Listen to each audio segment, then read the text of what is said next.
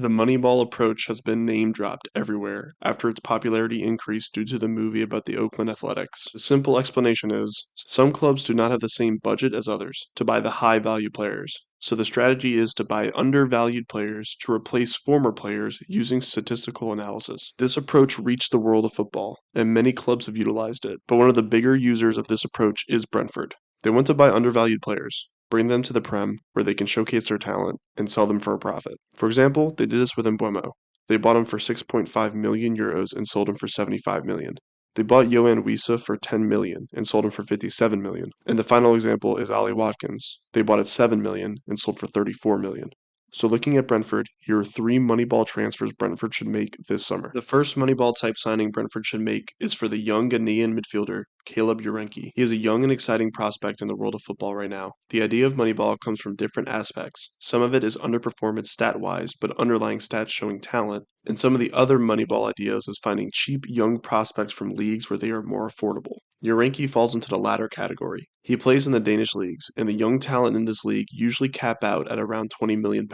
So if you're able to find young talent in those leagues that have high potential, you are following the ideas of Moneyball. Statistically, he is showcasing incredible numbers in the Danish league. Believe me, I know the stats in this league are not on par with the Prem. However, at 20 years old, this is still very impressive and showcases his talents. He is such an all-around midfielder who bossed his league.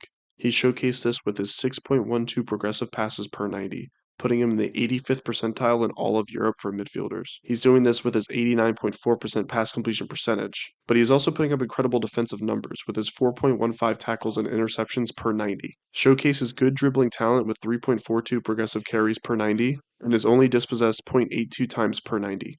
Statistically, his numbers are very similar to that of Camavinga's. As I said though, the talent in the league is worse, but if he is putting up these numbers at 20 years old, under good development, which Brentford has, he could develop into that type of midfielder, which would be amazing for them, and a future high double-figure million sale. Right now, he would cost £15 million, which is an amazing Moneyball type signing. The second Moneyball signing should be Tom Van Bergen. He is another young, exciting player playing in the Eredivisie with Groningen. Looking from a Moneyball perspective, he not only would be a cheap player from a cheaper league to buy players from, he is also that type of forward Brentford look for in the numbers. A Moneyball approach when it comes to forwards is this. Strikers who do not put up high goal-scoring numbers are going to be undervalued. And if they are putting up high XG numbers, this shows that they are getting into the positions to score, but are failing to finish the chances. Moneyball in football looks at this as valuable, because the approach believes that getting yourself into positions to score is more valuable than the finish. When Brentford bought Igor Thiago, they saw his numbers in the Belgian league.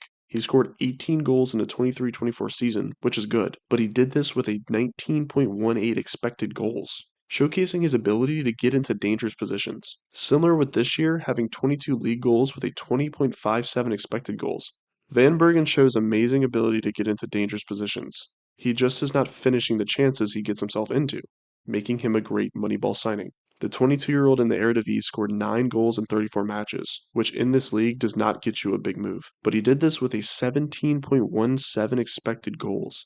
If he had scored those 17 goals he was expected to score, he would be valued at £25 million minimum. But with only 9, he's only valued at £4 million.